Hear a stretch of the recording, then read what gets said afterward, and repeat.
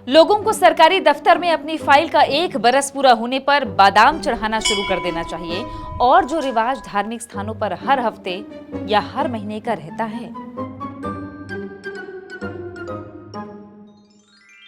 नमस्ते, मेरा नाम है तृप्ति सोनी और आज मैं आपको जो बातें बताने जा रही हूं ये लिखी गई है हमारे अखबार छत्तीसगढ़ अखबार के संपादक की ओर से। आप हर रोज www.dailychhattisgarh.com पर जाकर संपादकीय पढ़ सकते हैं, आपको पढ़ना भी चाहिए। तो शुरू करते हैं बादाम वाला किस्सा जो भ्रष्टाचार की जड़ उखाड़ता है। छत्तीसगढ़ गृह निर्माण मंडल के बिलासपुर दफ्तर में एक नौजवान की फाइल साल भर से नहीं मिल रही थी। किसी दफ्तर में फाइल न मिलने की भारत में कुछ बड़ी जाहिर सी वजह रहती हैं, जिन्हें मुंह से बोलकर जाहिर नहीं किया जाता, लेकिन पता सबको रहता है। लोगों को याद होगा कि ऑफिस जैसे किसी नाम का एक टीवी सीरियल रहता था जिसमें मुसद्दी लाल नाम का एक किरदार था जो कि सरकारी दफ्तरों में धक्के खाते दिखता था और दफ्तरों के लोग उसका मजा लेते रहते थे। वो भारत के आम सरकारी दफ्तरों पर टेलीविजन पर एक सबसे ताकतवर कटाक्ष था, मुसद्दी लाल का ऑफिस। वो सीरियल तो अपनी जिंदगी जीकर खत्म हो गया, लेकिन सरकारी दफ्तर अब तक जारी हैं और इस देश की संवैधानिक व्यवस्था में कोई सुनामी भी सरकारी इंतजाम को बहाकर कम नहीं कर सकती। अब बिलासपुर में इस नौजवान ने साल भर धक्के खाने के बाद आधा किलो बादाम खरीदा और महिला अधिकारी की मेज पर जाकर उसे बिखेर दिया कि इसे खाने से शायद आपकी याददाश्त तेज हो जाए और ना मिल रही फाइल मिल जाए। फाइल जो आप घुमा के रखी, आपको मिल नहीं रहा है, जो यहाँ पर 1 साल से मेरे को परेशान करके रखी हो, आप इसको खाइए। जब आप खा लेंगे आपको याद आ जाएगा, इससे याददाश्त तेज होता है बादाम से। जब याद आ जाएगा तो आप मेरे को बता देना कॉल करके। दोनों तरफ से इस बादाम के वीडियो बन रहे थे। जिस महिला अधिकारी की मेज पर यह प्रतीकात्मक विरोध दर्ज किया गया वो भी अपने फोन से इसकी रिकॉर्डिंग करते दिख रही थी। खैर, जब ये वीडियो चारों तरफ फैला और सरकार की हाउसिंग बोर्ड की खासी खिल्ली उड़ गई तो इस महिला अधिकारी को भी हाउसिंग बोर्ड के मुख्यालय अटैच कर दिया गया। अब सवाल ये उठता है कि अलग अलग सरकारी दफ्तरों में बरसों तक फाइलों को रोकने का जो आम सिलसिला चलता है, उसके लिए क्या हर सरकारी दफ्तर के बाहर पान ठेलों पर बादाम के पैकेट भी बेचे जाएं? जिस तरह लोग शंकर जी के मंदिर में धतूरे का फूल लेकर जाते हैं और नंदी के लिए बेलपत्री, क्या उसी तरह सरकारी दफ्तरों में साहब और बाबुओं की याददाश्त बढ़ाने के लिए बादाम चढ़ाए जाएं? हालांकि कोई भी अधिकारी या कर्मचारी को चढ़ाए गए बादाम किसी मंदिर में चढ़ाए गए नारियल की तरह घूम फिर कर उसी ठेले पर फिर आ जाएंगे और अगले दिन कुछ नए लोग उन्हीं पैकेट को खरीदकर फिर सरकारी कुर्सियों पर चढ़ाएंगे। भारत में दिवाली के समय एक से दूसरे तक सफर करने वाली सोन पपड़ी के डिब्बे की तरह बादाम के पैकेट घूमना क्या ठीक रहेगा? क्या इससे हर सरकारी दफ्तर के बाहर 2-3 रोजगार पैदा होंगे? क्या सरकारी चढ़ावे के लिए एक अलग किस्म का घटिया और दीमक खाया हुआ बादाम चलन में आएगा? क्या बादाम के ऐसे इस्तेमाल के लिए चीन से बनकर नकली बादाम भी आने लगेंगे? ऐसे कई तरह के सवाल इस बादाम प्रणाली से उठ खड़े होंगे। भारतीय सरकारी दफ्तरों में अभी तक एक दूसरी भाषा चलती थी कि किसी अर्जी के ऊपर कुछ वजन रखो वरना वो कागज उड़ जाता है। हमने अपने बचपन से ही इसी भाषा को सुना है। अब ये बादाम वाली एक नई भाषा है और ये पता नहीं कितने दिन चल पाएगी। कितने दिन में इस बादाम को लेकर देश में हंगामा होने लगेगा। कब ये कहा जाने लगेगा कि अफगान काबुली वाला एक वक्त ऐसे बादाम लाकर हिंदुस्तान में बेचता था और अफगानी बादाम को चढ़ाना ठीक नहीं होगा। अफगानी हाथों से उगाए हुए, तोड़े और तौले हुए बादाम यहाँ नहीं चलेंगे। हो सकता है कि ऐसी आपत्ति आने में अधिक देर ना लगे और खालिस इसी देश के कुछ तबकों के उगाए हुए बादाम ही सरकारी दफ्तरों के बाहर बेचने की शर्तें लगाकर लोग डंडे झंडे लेकर खड़े हो जाएंगे। लेकिन कुल मिलाकर एक बात ये समझ में आई कि साल भर में जो फाइल नहीं मिली थी वो आधा किलो बादाम के बाद 1-2 दिन में ही मिल गई। अब इसमें बादाम के साथ साथ वीडियो बनाने और उसे वायरल करने का योगदान कितना बड़ा था ये अंदाज लगाना भी मुश्किल है।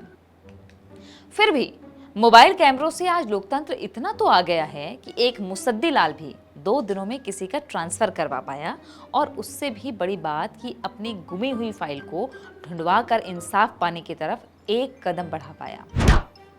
अभी 2 दिन पहले ही एक अदालत का एक किस्सा छपा था एक बहुत ही गरीब और बुजुर्ग व्यक्ति के पक्ष में जब अदालत ने फैसला सुनाया तो उसने जज को दुआ देते हुए कहा कि जाओ, एक दिन थानेदार बन जाओगे। जज ने जब बताया कि वो तो थानेदार से बड़े ओहदे पर है, तो उस बुजुर्ग ने कहा कि थानेदार ने तो मुझे कहा था कि 5,000 रुपए दो तो मैं 2 दिन में मामला निपटा दूंगा। आपकी अदालत में 20 साल से मुकदमे लड़ते हुए वकील और बाबुओं पर 50,000 रुपए खर्च कर चुका हूं, तब जाकर इंसाफ मिला है। मेरे लिए तो थानेदार ही बड़ा रहता, लेकिन मैंने बादाम खाए नहीं थे इसलिए अकल नहीं आई थी। बादाम से दुनिया के चक्के के घूमने, काम के आगे बढ़ने का सिलसिला बड़ी अच्छी तरह समझा जा सकता है। कुछ लोग कहते हैं कि बादाम खाने से अक्ल तेज होती है, कुछ दूसरे बादाम विरोधियों का कहना है कि धोखा खाने से अक्ल तेज होती है, और कितना भी बादाम खाने से अक्ल पर उतनी धार नहीं आ पाती। ये सिलसिला इस देश में लोकतंत्र की विसंगतियों और त्रासदियों को बताता है। कैसा देश हो गया है कि सरकारों को टैक्स देने वाले लोग एक एक सरकारी दफ्तर में भीख मांगने के अंदाज में अपनी फाइल आगे बढ़ाने के लिए हाथ जोड़े खड़े रहते हैं। दूसरी तरफ सरकारी नौकरी पाने के लिए मेहनत मशक्कत से इम्तिहान देने वाले या कि रिश्वत देकर नौकरी पाने वाले लोग अगले ही दिन से कमाई करना शुरू कर देते हैं। 2 दिन पहले ही राजस्थान की एक खबर आई थी कि वहां राज्य भर में सबसे अधिक नंबर्स पाने वाली और डिप्टी कलेक्टर बनने वाली लड़की अपनी पहली ही पोस्टिंग में लाखों रुपए नगद रिश्वत लेते हुए गिरफ्तार हो गई। 2 दिन पहले ही छत्तीसगढ़ की एक खबर आई थी कि स्कूल शिक्षा विभाग के 2 अफसरों को एक शिक्षक से नगद रिश्वत लेते रंगे हाथों गिरफ्तार किया गया, जिसकी बीमारी की छुट्टी मंजूर करने के लिए उसी के विभाग के अधिकारी रिश्वत ले रहे थे।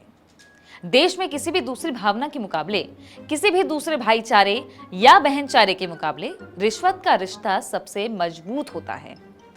जो लोग पूरी जिंदगी रिश्वत लेते हैं वे रिटायर होने के अगले ही दिन अपने ही उसी दफ्तर में अपने ही कल तक के सहकर्मियों को अपनी फाइल आगे बढ़ाने के लिए रिश्वत देते खड़े रहते हैं। कुछ अज्ञानी ये मानते हैं कि खून का रिश्ता सबसे मजबूत रहता है। भारत की सरकारी और अदालती व्यवस्था में जो फंसे रहते हैं उन्हें पता रहता है कि रिश्वत का रिश्ता देश में सबसे मजबूत रहता है।